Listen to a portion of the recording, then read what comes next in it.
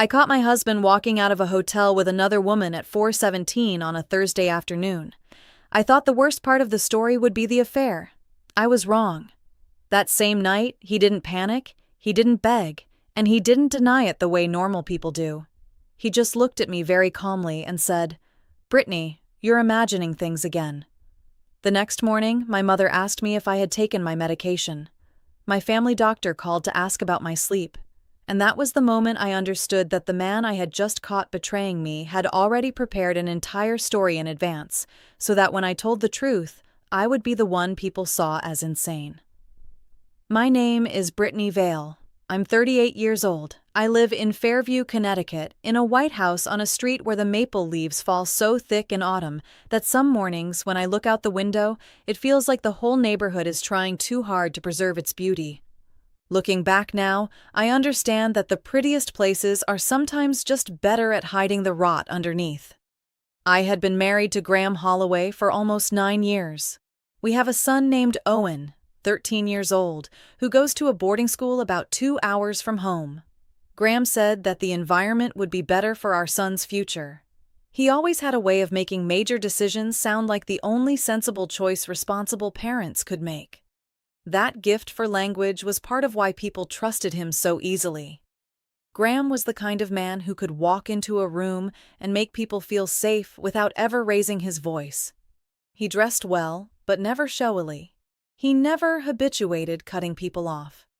If you met my husband a few times at school fundraisers or neighborhood dinners, almost everyone would say I was a very lucky wife. They would look at Graham and see a trustworthy man. For a very long time, I used to look at him in the same manner. As for me, I work in residential interior design and home renovation. My work isn't loud, but it has trained me to notice the things other people unconsciously ignore. I can see tiny cracks beneath fresh paint. I know a house can be beautiful and still contain something that makes it hard to breathe inside. I used to think that ability would somehow protect me from the biggest lies in my private life. But I was wrong. When the person sleeping beside you every night turns on you, familiarity becomes the most frightening blindfold of all. The early years of our marriage were nothing like the present. There was a time when I truly believed that Graham was a reliable support. He lived on a schedule, he kept his promises, he knew how to steady me when I got overwhelmed by work. We used to sit on the living room floor, eating pizza, while the house still wasn't even painted. Those memories still feel real even now. Maybe that is exactly why, when everything changed color, it took me a long time to accept the humiliating truth. The change did not come through one obvious, shameless reveal. At first, it was only small things. Graham started placing his phone face down on the table. Not once or twice. Every time. Messages would come in and disappear quickly. There were evenings when we were eating together in the kitchen, and his phone would buzz. He'd look at it, tap the screen, and the display would go black as if nothing was worth seeing. I was not the kind of woman who checked her husband's phone. But some signs do not need explanation to make you feel that something is off. That is female instinct. Then there were the meetings that started running later than usual. Graham worked in private financial consulting, so coming home late wasn't strange by itself, but his schedule used to have structure. Gradually, everything became vaguer. A dinner with a client, a meeting that unexpectedly ran long, a time when he had to drive out just to take a phone call. I had no proof back then. It was just that every time he came home late, I felt like the man stepping through the door wasn't fully the same one who had left that morning. Then there was perfume. Not too strong. Just a passing trace once when he walked behind me in the downstairs hallway. It smelled clean, dry, expensive, and completely unlike any perfume that belonged to me. I stood still in the kitchen for several seconds after he walked by and told myself I was thinking too much. Women who doubt their own instincts do that because they still want to keep their world peaceful a little longer. But what unsettled me more than the phone, the schedule, or the perfume was the way Graham started looking at me. Not the way a man looks at the wife he lives with, more like someone observing and evaluating my every movement.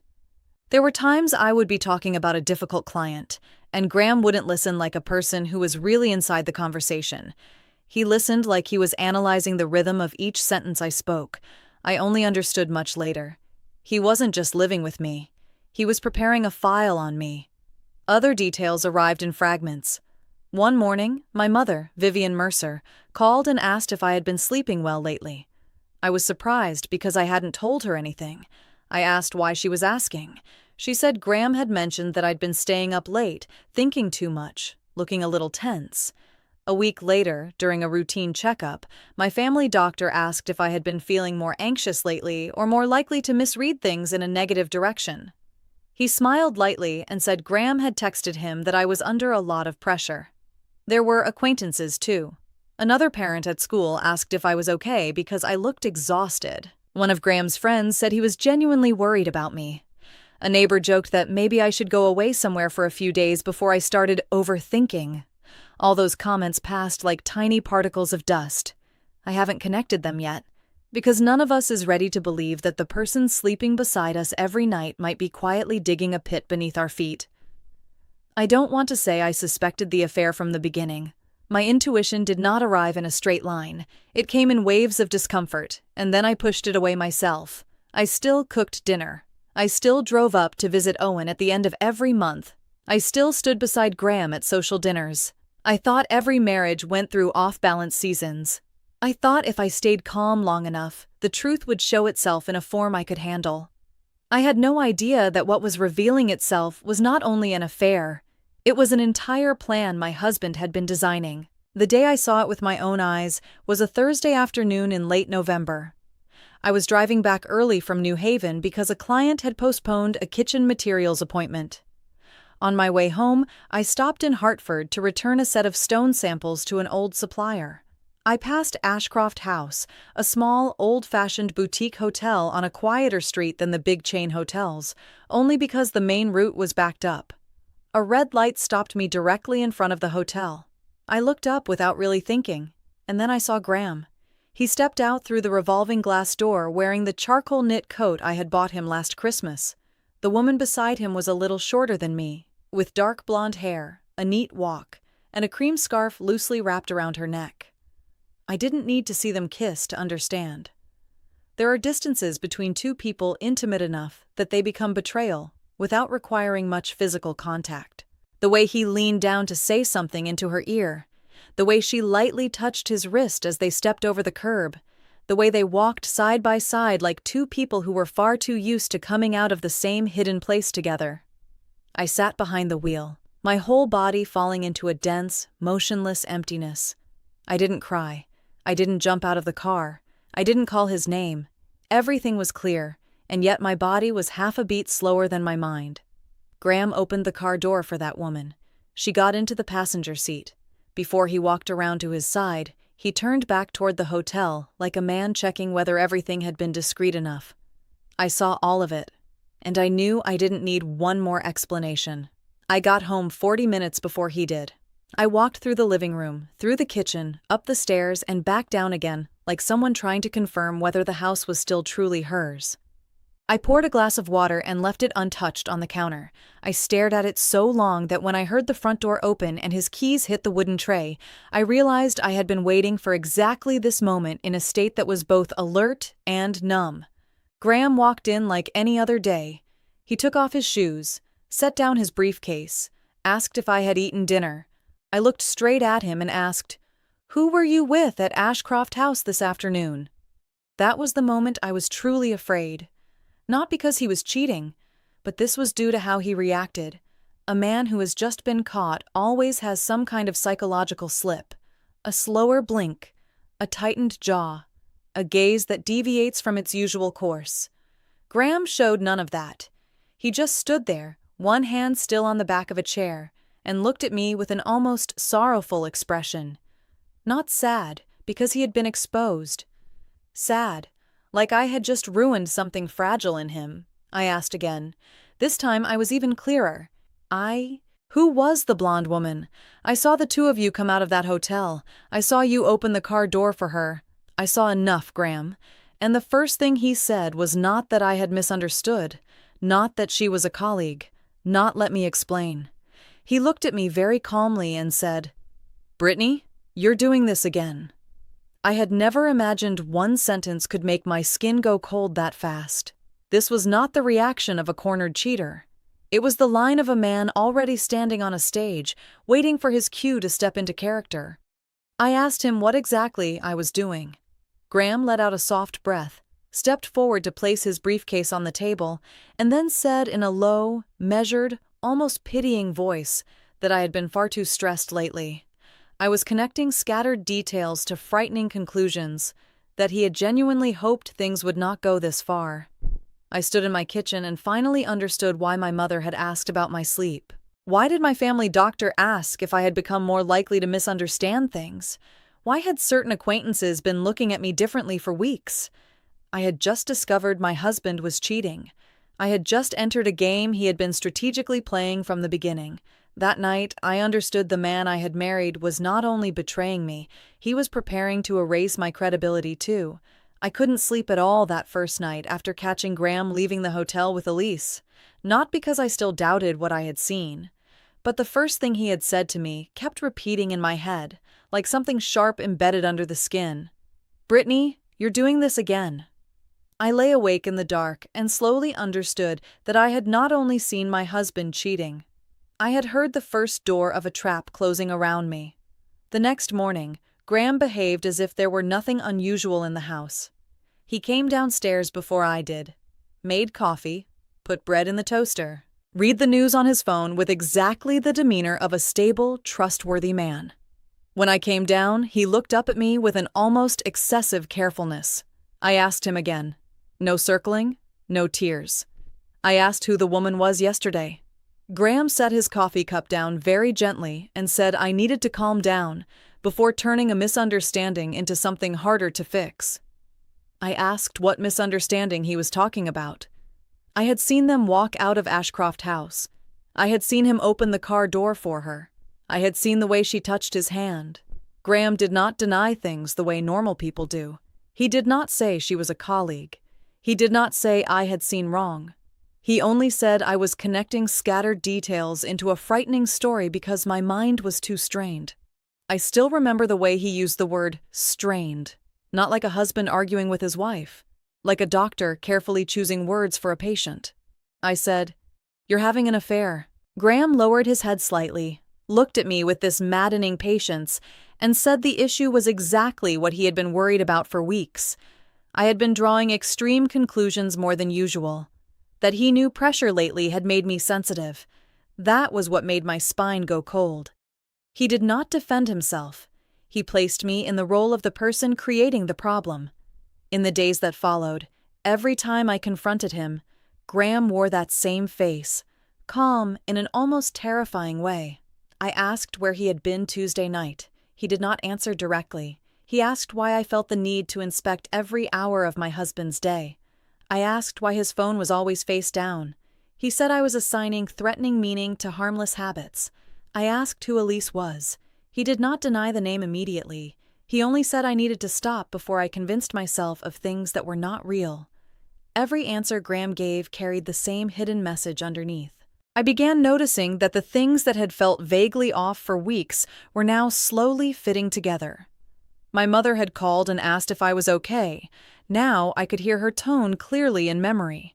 Slightly hesitant, slightly probing, like she was asking about something someone else had already planted in her head. My doctor had said I should get more rest if I felt overwhelmed.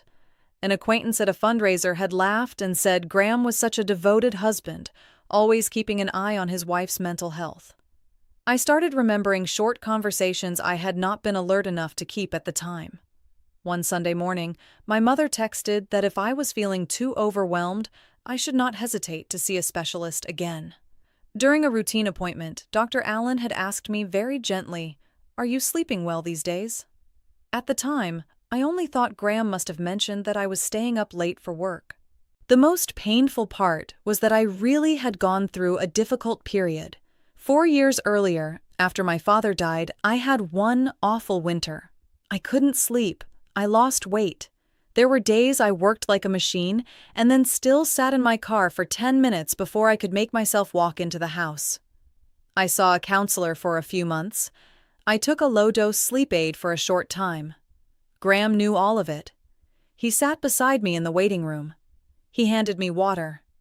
Now I understand why remembering that period makes me sick. Not because it was a weakness, but Graham took something real from my past and turned it into evidence for his fake present. The most horrifying kind of manipulation is not inventing a brand new lie. It takes one of your real wounds and uses it to create a false script that will blind everyone else. I realized the truth even more clearly because of Elise. One afternoon, while Graham was in the shower, he left his phone on the desk. The screen lit up with a message. I only caught the first few words before it disappeared. I'm sorry she's doing this again. That was not the kind of line a mistress sends in ordinary guilt.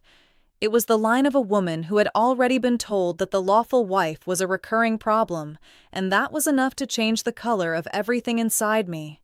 Elise was not just the other woman. She was being fed a different version of me, an unstable wife, a woman prone to delusions, a woman who made Graham into the moral victim instead of the betrayer.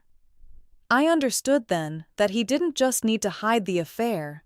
He needed an alibi clean enough to step out of it while keeping his image untouched.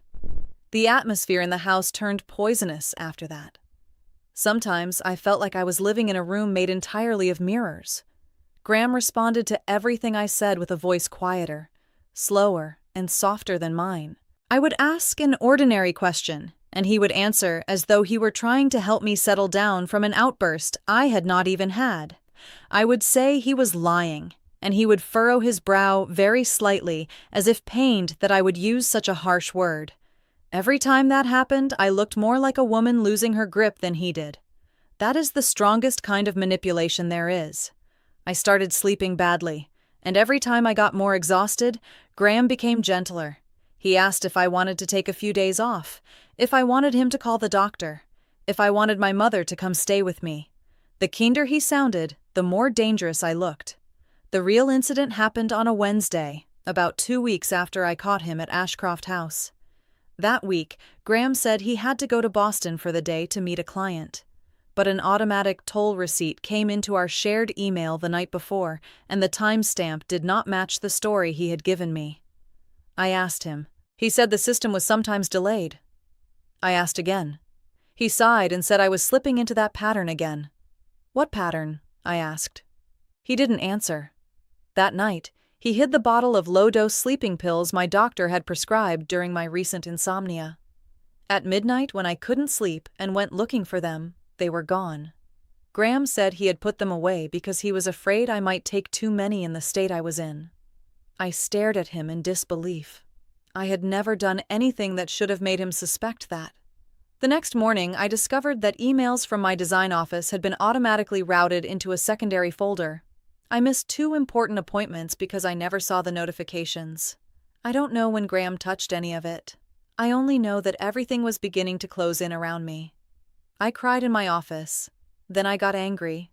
Then I went downstairs and asked him if he was trying to drive me insane. Graham looked at me for a long time and stepped closer and still spoke softly. He said, "Brittany, listen to yourself right now. You are not okay." I screamed. It was the first time I had truly screamed in that house. Not because I was weak, but because I was beginning to feel that the ground beneath me was no longer something I could even name. I said he was cheating. I said he was lying. I said he was feeding stories about me to my mother, to the doctor, and to that other woman. I was speaking too fast, faster than an outsider would find credible. Graham did not shout back. He stepped back, pulled out his phone, and in a dry, freezing instant, I can still remember in detail now, I understood he had been waiting for exactly this moment. I don't know who he called first. But when 2 medical workers and a local police officer arrived at the house, Graham already had the expression of an exhausted husband trying to stay composed as his wife had lost control over her words. He did not say I was crazy. He didn't need to. He only said I had not slept for days, that I was panicking, that I was believing things that were not real, and that he was afraid I might hurt myself. Nothing about it was absurd in the way movies are absurd. That's what made it terrifying. No one tied me down. No one threw me into a car. They asked if I was okay, asked whether I intended to harm myself. And I stood in the doorway of my own house, eyes burning, head hurting, body shaking from lack of sleep, trying to tell the truth in an order clean enough that strangers would believe it. But the harder I tried, the more I could hear my voice breaking. Graham stood behind me, silent, tired, and heartbroken, resembling a trustworthy husband so convincingly that it made me want to scream once more. They took me in for short-term observation. It was not a sentence. It was not being locked away in some dramatic, ridiculous way. It was simply a process legal enough, neat enough, and frightening enough to teach me one thing. If someone has already finished preparing your image in other people's minds, then the moment you scream the truth may also be the moment you lose all credibility. The place they kept me overnight was bright, quiet, and smelled like disinfectant and stale coffee. No one treated me cruelly. That made it worse, because no one looked at me like a victim. They looked at me like a woman who might truly be unwell. They asked how many hours I had slept that week, asked whether I had ever before believed my husband was cheating and later turned out to be mistaken. I answered every question as calmly as I could, but inside me, another kind of horror was opening. The most frightening thing was not that Graham had betrayed me. It was the feeling of telling the truth, completely, fully telling the truth, and realizing that everyone in the room was evaluating whether my story was reality or a symptom. On that first night in observation, I sat on the edge of the narrow bed, listening to wheels moving down the hallway, and I finally gave my fear its real name. I was not insane, but the man I had married was trying to make the whole world believe I was. I barely slept my first night there. The sound of carts rolling past the door, the soft rubber soles of nurses' shoes strike the floor in a cold, even rhythm. Everything in that place ran too smoothly, too cleanly, too correctly. That perfect order was what scared me. Once you are placed somewhere like that, every reaction you have can be recorded, trimmed down, and interpreted against you. I sat on the edge of the bed with my hands locked together and told myself one thing, very slowly. If I wanted to get out of there, I could not react like a woman being driven to the edge. I could not cry like someone begging. I could not ramble. They did not need a woman in pain. They needed a coherent file. If I wanted to survive this, I had to start thinking like someone gathering evidence. The next morning, I asked what time medication was distributed. I asked what time shifts had changed. I asked who had recorded my first statement when I was brought in. I watched the way they wrote my name on forms. I watched the way a full sentence became a shorter summary, cleaner, but also slightly distorted. I understood very quickly that not every statement survives the hands of others intact, and Graham had counted on that long before I did. A nurse named Colleen handed me a cup of water on the second morning. She said very quietly that my husband had called early the day before I was even brought there, just to warn them that I might react strongly and claim he was cheating when that wasn't true. I only asked. "He called ahead?" Colleen nodded and moved on. Later that evening, I overheard a young doctor repeating parts of my file to someone outside the door, very quietly, but I still caught fragments. Female patient, escalating suspicion, clinging to the story of the husband's affair, possible persecutory thinking. The language sent a cold up my spine. It did not sound like something formed from one emotional incident. It sounded like a framework that had already been built. I began to view the previous weeks from a new perspective. The times Graham had gently asked whether I thought I might be connecting things too quickly. The times he had brought up the period after my father died in a voice so soft I mistook it for concern. Now I understand. He was not bringing it up to comfort me. He was putting that old chapter back into the shared memory of everyone around me. I also remembered the cropped messages. One night, close to midnight, I texted him that I knew he was lying and I could not keep living like a woman being led around in the dark. Graham answered with one sentence only, "You need to sleep." The next morning, my mother called, full of concern, and said Graham had been up all night because I was so agitated. At the time, I could not understand how a short exchange had become that kind of story. Now I did. He did not improvise. He edited. I was released from observation in under 2 days because they had no reason to hold me longer. The conclusion on paper was neat: acute stress, sleep deprivation, follow-up recommended outside the facility. But the dirtiest part of it was not on paper. It was that Graham had gotten what he wanted. He did not need to keep me there long. He only needed it to happen once. So later, if necessary, he could say his wife had once been placed under psychiatric observation. Graham came to pick me up. I still remember his coat that day. Navy, gray scarf. He had the perfect tired face of a husband who had just endured a harrowing experience, yet remained composed to ensure his wife's safe return. He opened the car door for me, as if nothing had ever gone wrong between us. I only stared through the windshield and understood that if I kept reacting in the ways he had prepared for, I would lose. On the way home, Graham barely mentioned the hospital. He only said everything would settle if I would rest, if I would trust that he was trying to help me, if I would stop pushing my own mind into dangerous places. I listened without answering, not because I had nothing to say, but because I now understood that from that point on, my words had to be used sparingly, like evidence. When I got home, I locked myself in my office and called the one person I believed might see this story without being fooled by Graham's exterior: Mara Keene. We had gone to college together and drifted apart afterward because our lives moved in different directions. What I still remembered clearly was that Mara was a lawyer, very sharp, and the kind of person who never let polite appearances hide the truth of control underneath. Mara came over that night. She didn't hug me. She didn't look at me with pity. She sat down across from me at the dining table, opened her computer, pulled out a notebook, and said 3 phrases in a voice so cold it steadied me. Coercive control, distortion of reality, destruction of credibility. Mara started with the behavioral pattern. She told me men like Graham do not predictably choose betrayal. They anticipate every situation, ensuring that the wife's reaction serves as the evidence that validates the script they have already constructed. This wasn't just an affair. It was psychological control. Then Mara said something that sent another chill through my spine. If he has already moved you into a position where other people doubt you, your job is not to prove you're a victim. Your job is to prove he prepared the scene. From that night onwards, we started piecing together the evidence, akin to individuals collecting shattered glass with their bare hands: messages, location history, emails, call logs, medical notes. Every time Graham contacted my mother, every doctor's appointment, every person he had spoken to ahead of time. I was no longer reading everything like a wife trying to understand how long her husband had lied. I was reading like a witness reconstructing the scene of an event.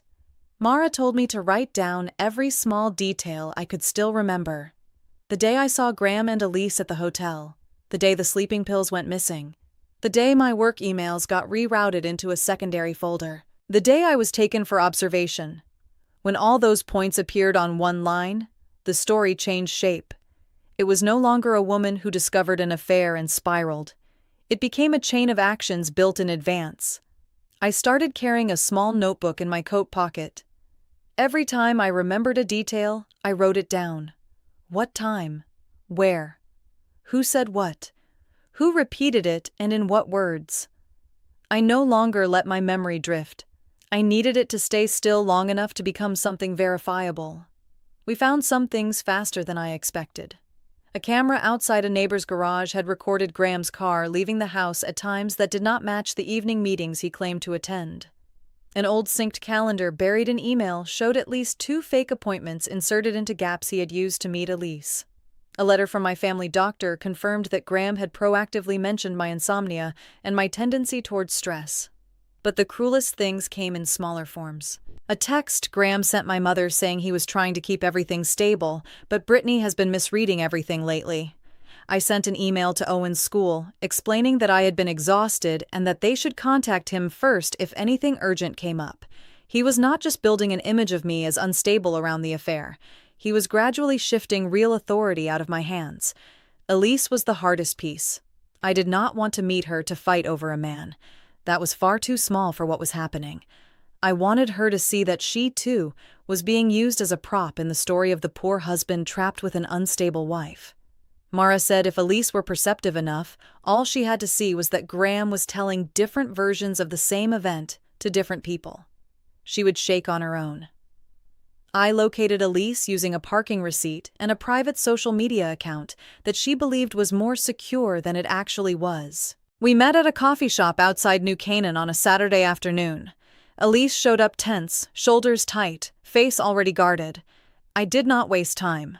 I put my phone on the table, pulled up a few screenshots of timelines and a few messages, and said as calmly as I could, "I'm not here to fight you over a man.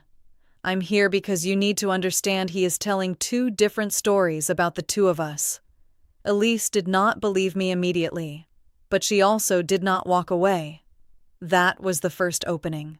I told her Graham had described me to her as unstable, prone to making things up, and a woman he was trapped with because she was delusional.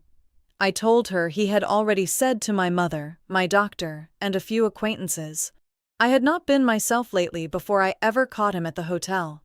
I told her this was not self-defense, it was preparation. 3 days later, Elise sent me screenshots of an old email Graham had sent her weeks earlier. In it, he wrote that I was slipping again, and he was afraid I might have another episode if I started connecting things that had nothing to do with each other. I stared at that line for a long time, not because it caused fresh pain, but because we finally had what Mara called the hinge, proof that Graham had actively told people in advance that I was about to unravel before anything had even exploded. For the first time, I felt the story shifting direction inside my head. Before that, every time I thought about the past weeks, it felt like being dragged down a sealed hallway where I lost more of my voice with every step. Now, for the first time, I could place each detail exactly where it belonged. The leading questions, the missing sleeping pills, the calls to my mother, the doctor's notes, the image of the worried husband. None of it was random. They were all pieces of the same structure. I still had not won. I knew that very clearly. Graham still had his image. Still had the credibility he had built over the years. Still could twist the story again if I made one wrong move. But for the first time since that night at Ashcroft House, I had something stronger than tears. I had a true story, with timestamps, with evidence, with a clear pattern. He had tried to take my voice from me, and now I was beginning to take it back, piece by piece. From the night Mara sat at my dining table and told me the most important thing now was not to scream the truth, but to place it exactly where it belonged, my mind started operating differently. The pain did not get smaller. It just stopped running loose. I forced it into rows. Mara said that if I wanted to break a man like Graham, I could not confront him emotionally. I had to bring the right evidence to the right people in the right order. Only then would the play he built collapse under its weight. Mara said the first person who needed to see the truth was not Graham. It was my family doctor. If someone like Dr. Alan Pierce started to suspect that he had been misled by a manipulated story, Graham's polished exterior would shatter at the point where he felt most secure. I did not want to see the doctor. There was a humiliation in having to sit before the man who had once asked if I might be overreading things, and now bring the shattered pieces of my life to prove I had never been insane. But Mara said that if I avoided the place that hurt most, I would only leave Graham in control of the ground he had planted first. The appointment with Dr. Alan Pierce took place on a Monday afternoon. I wore a simple beige sweater. Mara came with me but stayed mostly silent. She only opened her laptop and laid out in front of him a timeline so neatly arranged it was chilling. The day my mother called about my sleep. The day the doctor asked if I had been reacting more strongly than usual. The day Graham texted Elise, I was about to have an episode if I started piecing things together. The day I saw him walk out of the hotel. The day I was taken in for observation. The doctor stared at the screen for a long time. I watched the change in his eyes happen slowly, but clearly. First caution, then a kind of troubled concentration. The look of someone beginning to understand he might have been standing in the wrong place inside someone else's story. Mara asked only one question. Was it normal for a husband to plant the same description of his wife's mental instability in multiple places before any major incident had even happened? The doctor did not answer right away. He reread the email Graham had sent to the clinic, then asked me exactly one thing. During that period, had I ever once threatened to harm myself? I said no. He nodded very slowly. Then he said perhaps he had heard one version of the story too early and only from one side. That alone was enough. Graham no longer kept his mask intact there. The second person was my mother. I did not want to meet her at her house, and I did not want to sit in my living room like a daughter bringing proof just to be believed. I met Vivian at a small tea room outside town. She arrived 10 minutes before I did, wearing the dark brown coat she always wore in cold weather, hair neatly arranged, lips paler than usual.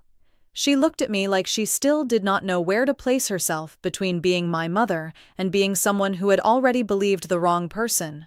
I showed her things one at a time: the texts Graham sent her, the emails he sent the doctor, the hotel timeline, the messages he sent Elise prior to the events unfolding. I did not speak quickly. I did not cry. I did not beg my mother to choose my side. I just placed the truth on the table, the way you take objects out of a box that has stayed shut too long. My mother read everything without touching her tea. Very quietly, she asked, "He told me you had started losing sleep badly again. You were beginning to misread everything." I told her that was the most frightening part of all. He didn't just betray me. He prepared things in advance so that when I told the truth, I would look like the one who couldn't be trusted. My mother stared at her hands for a long time. When she looked up, her eyes were red, but she did not cry. She just looked like an older woman, being forced to face the fact that she had once handed her daughter's credibility to the wrong man. After the doctor and my mother left, Mara moved on to the places Graham was least likely to expect.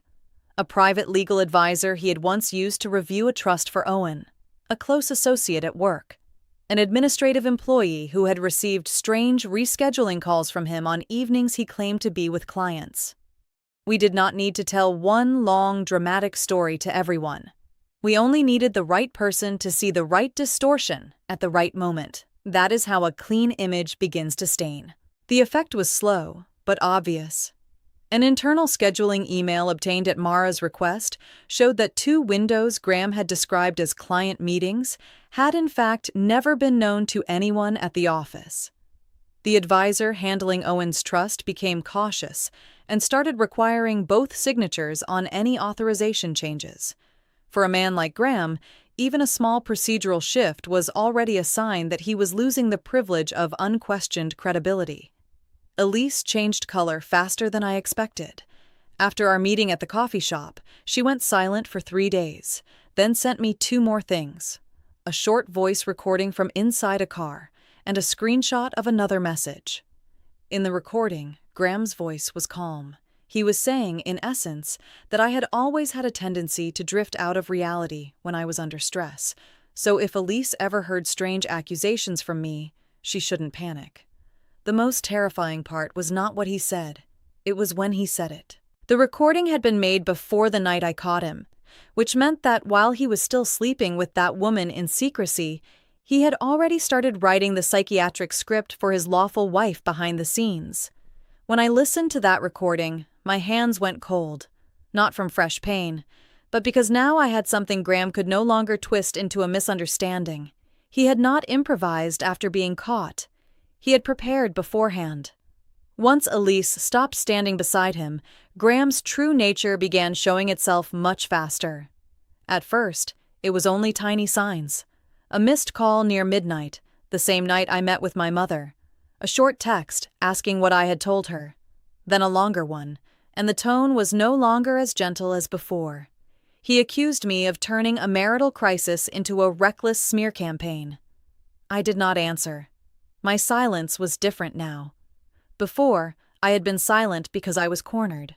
Now I was silent because he was no longer the center of the story. Graham began trying to save his image too quickly. He called my mother twice in one day, called the doctor, texted me to say he was heartbroken that I was letting outsiders interfere with the healing between husband and wife. He used the word healing. I read that and felt a laugh rise in me so cold it frightened even me. There was nothing in any of his words that resembled healing. By Thursday night, he lost patience with me for the first time in person. I was sitting at the dining table arranging printed emails in chronological order when Graham came in, shut the door a little harder than usual, and asked how far I intended to take my work. I looked up at him. His face was still clean. His shirt was still properly buttoned, but his voice was no longer as slow as usual. It was half a beat faster, just half. But for me, that was enough. I didn't stand up. I didn't walk toward him. I only said, "What exactly are you afraid of, Graham? The truth? Or the fact that you're no longer the one who gets to tell it first?" That sentence made him go silent for 1 second. Then he said, "I had no idea what I was playing with." I looked straight at him and realized that for the first time since the hotel, he was no longer speaking to me like I was a woman losing my mind. He was speaking to someone who could make him lose control of the story. The true emotional peak did not come when I faced Graham. It came when my mother came back to my house on Sunday morning. She did not call ahead. She simply stood at the door with her black leather bag, shoulders slightly drawn in from the cold. I invited her into the kitchen. My mother looked around the house for a long time, as if everything inside it had become a different place. Then she sat down and said one sentence, "I think I will carry for the rest of my life. I thought you were the one who needed help. I didn't realize you were the one being buried." I did not hug her. She did not hug me. We just sat there in that silent kitchen.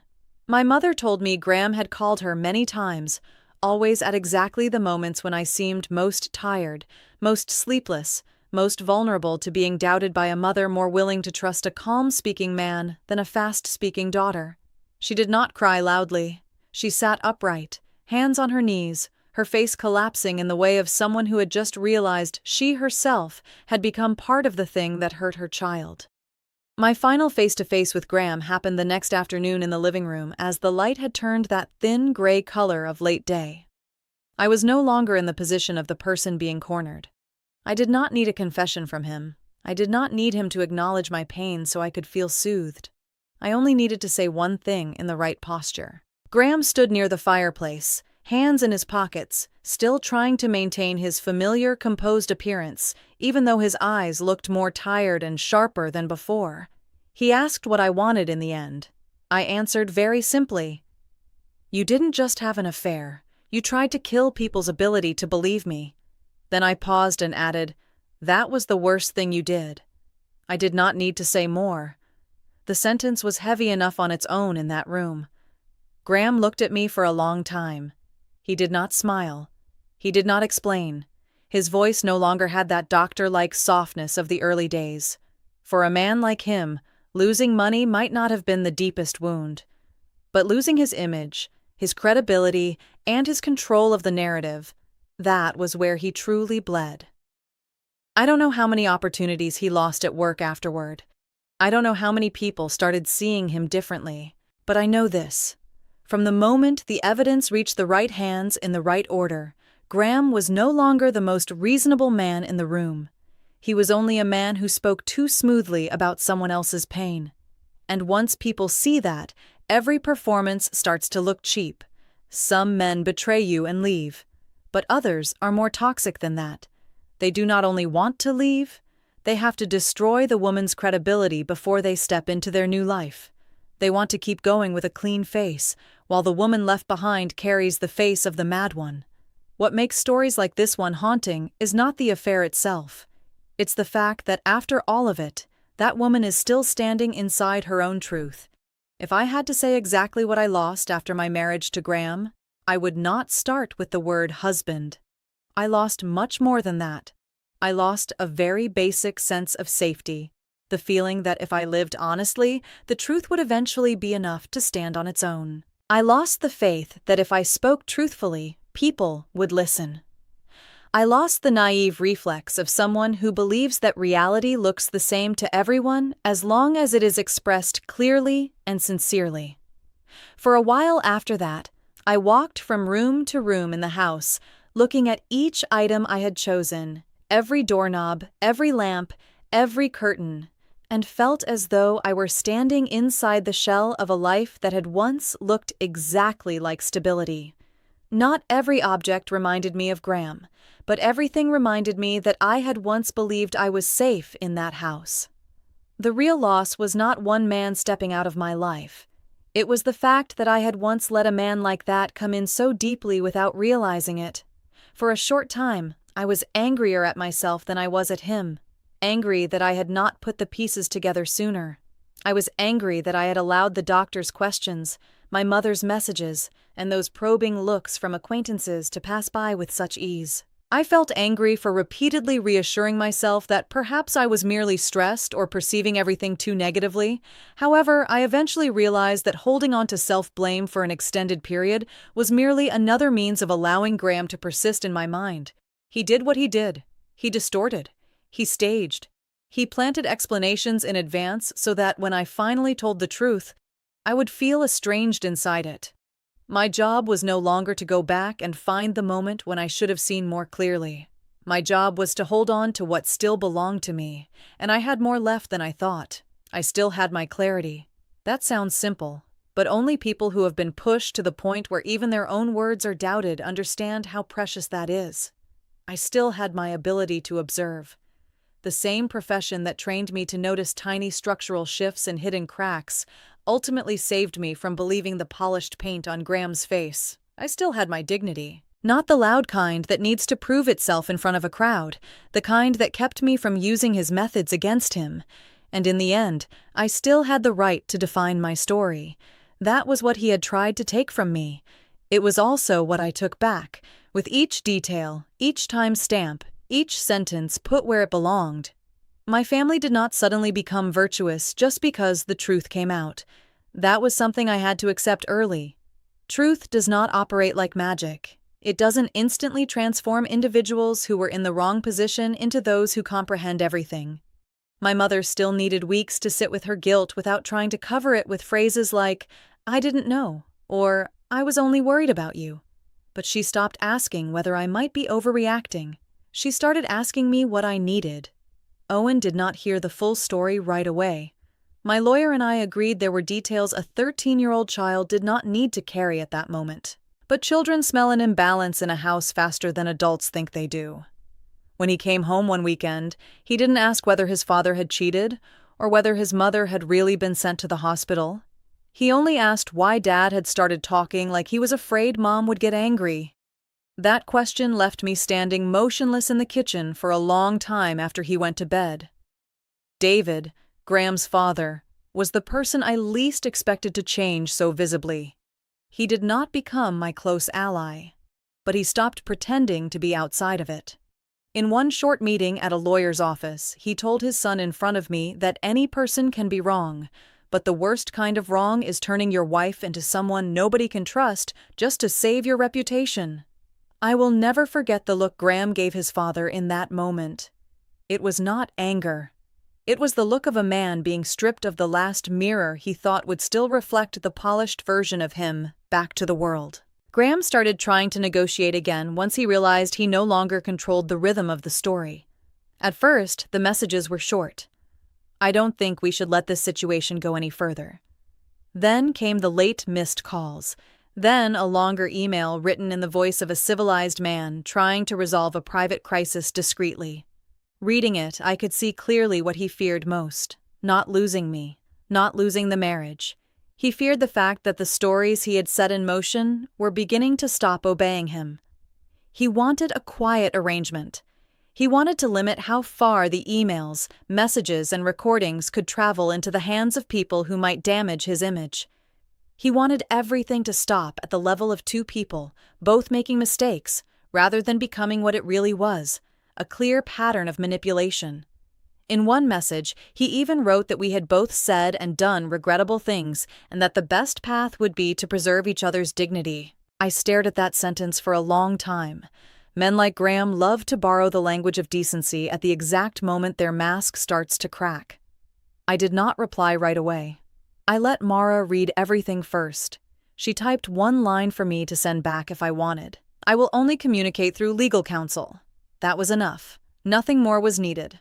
For a man like Graham, the fact that I would not step back into private emotional negotiation with him was already an obvious answer. I refused to revisit that situation.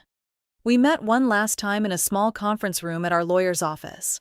There was no rain at the window, no dramatic background music, nothing cinematic at all. Just a long table, paper cups of water, cold white light, and 4 people each tired differently. Graham arrived before I did. He wore a dark blue suit and a gray tie, his hair perfectly arranged, almost exactly like the man who used to walk into parties in Fairview and be treated like the definition of reliability. But if you looked carefully, he had begun to crack. Not in his clothes, in his breathing, in his eyes, in the way his fingers tapped the edge of the paper cup twice and then stopped. He said he didn't want things to end in mutual destruction. He said we had both been through terrible weeks. He said if there were ways his previous words had made me feel misrepresented, he was willing to clarify them so that less damage would be done. I listened without interrupting and suddenly understood something very simple. This man was still trying to reduce everything to a matter of wording, as if he had only phrased things badly, as if what he had done was simply communicate poorly in a failing marriage. But what he had done was not misspeak. He had tried to bury me under a distorted version of myself. When it was my turn to speak, I did not look at my lawyer first. I looked straight at Graham. I said, "You didn't drive me insane. You only made me see you more clearly than I ever had before." The sentence came out quietly, but I knew it landed exactly where it needed to, because for the first time in months, he did not cut in. He did not adjust his tone. He did not pity me. He just sat there. Then I added one more thing, very briefly. "I'm not leaving because you cheated. I'm leaving because you tried to destroy other people's trust in me. That is the part that cannot be repaired." I did not need to say more. I did not need to retell the sleepless nights, the observation ward, or my mother's face when she finally understood where she had stood. Those things were already in the room. I did not go back. Not because I am strong in the way people like to draw online. She is not the kind of woman who drags a suitcase out to dramatic music and gives a grand speech. The truth is far simpler. I was only certain enough not to reopen the door that had almost buried me. Some returns are not forgivable. They are a second betrayal of yourself. I left that marriage with many losses. Some money. Sometimes. I had some illusions about the kind of man I married. Some of the easy innocence of believing that if you tell the truth, people will automatically believe you. But I did not leave like a crazy woman abandoned on the side of the road. I left like someone who had survived an attempt to distort her reality. Months later, there was one afternoon when I stood alone in the new apartment I rented in Greenwich, watching evening light fall across the unfinished wood floor, and realized I could no longer hear Graham's voice in my head whenever I started doubting my instincts. That was freedom, not what he had lost. But the fact that his voice no longer stood between me and my own truth was significant. And that was enough to tell me I had truly stepped out. I do not know exactly how far his life declined after that. I only know that some people at work who no longer respect him in the same way. I know my mother never again mentioned Graham in the voice of a woman still trying to preserve her son-in-law's image. And I know Elise left that story quickly, more swiftly than I expected, once she finally saw that she had been used as part of the same performance he had draped over himself. Graham did not fail because he got caught cheating. He failed because in the end, I still survived his attempt to distort me. He believed that if he could take away my credibility, I would lose everything. But some women, the deeper they are pushed into darkness, the more clearly they learn to see. And if I'm being honest, Brittany's story was never just the story of a wife catching her husband cheating. What makes it so much more frightening is that Graham not only betrayed her, he tried to destroy his wife's dignity and credibility to save himself. He did not want to step out of that marriage as an exposed cheater. He wanted to walk out looking like a tragic, decent man, while Brittany would be left behind as the unstable woman no one fully trusted anymore. To me, the most frightening part of this story is not the affair itself. The coldest thing is that a husband was willing to push the mother of his child into the role of a woman who looked insane before she even had the chance to defend herself. That is the most terrifying kind of manipulation, not lying to cover an act, but building a warped version of the victim in advance so that when she tells the truth, even the truth sounds untrustworthy. That is why men like Graham are more dangerous than the openly explosive ones. He never had to yell. He never had to threaten. He never had to become physically violent. He only had to speak more slowly, more softly, more gently. He used false kindness, professional-sounding language, and the image of steadiness to manipulate the way other people saw the woman living beside him. He understood something many people in real life also fall for without realizing it. Society tends to trust the person who looks calmer, the one who tells the cleaner story. And because of that, the most skilled manipulator is often not the loudest or cruelest one on the surface. It is the one who makes you feel too intense, simply because he is still lowering his voice. Brittany's pain, then, is not only the pain of a wife who was betrayed. It goes deeper than that. She was denied one of the most basic human rights, to be believed when telling the truth. Some wounds are not in what was done to you. They are in what happens afterward when you no longer know whether your words will reach the people around you in their true shape. The moral of the story is, don't let someone's looks make you lower your guard. Some people are incredibly skilled at turning calmness into a weapon. Some speak as though they are trying to help you when they are actually the ones holding your head under the water. And some women sound scattered or shaken, not because they are wrong, but because they are trying to keep the truth standing still while someone else keeps burying it. What makes me respect Brittany is not that she endured pain well. Anyone in that situation would have been devastated. What matters is that she kept her clarity while being deliberately pushed into the role of the unbelievable woman. She did not win because she shouted louder than Graham. She won because she eventually understood that tears could not defeat a performance carefully built from image, records, and tone. She began living like a woman collecting evidence. That clarity is what saved her. From a broader social angle, that is exactly why stories like this hit American audiences so hard. A woman who gets labeled emotionally unstable can lose her voice very quickly. If she cries louder, shakes more visibly, or speaks faster, people are often ready to trust her less than the man who still looks composed. That is not new, but it is still happening every day. In marriages, in families, and in the way ordinary people judge each other based on stories that have already been bent out of shape. So to me, a marriage does not become most frightening on the day a third person enters it. It becomes most frightening on the day one person starts distorting reality so the other can no longer be believed. That is the day love dies, not from betrayal alone, but from power. And it is also the day the person left behind has to choose: disappear inside the story someone else wrote for them, or gather back their own name, their own voice, and their own reality. If this story stayed with you, click that like button on the video. And comment family if you want to hear more intense stories like this one. Don't forget to subscribe to the channel so you'll be notified when a new video goes up.